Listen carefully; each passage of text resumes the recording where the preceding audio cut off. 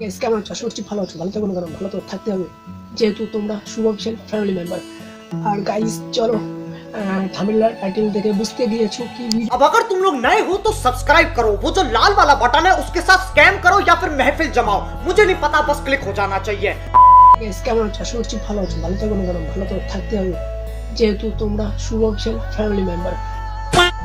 আর guys দেখো আমার সাইডে লাইট জ্বালাইছে, পিছনে দেখো লাইট জ্বলছে ওই যে।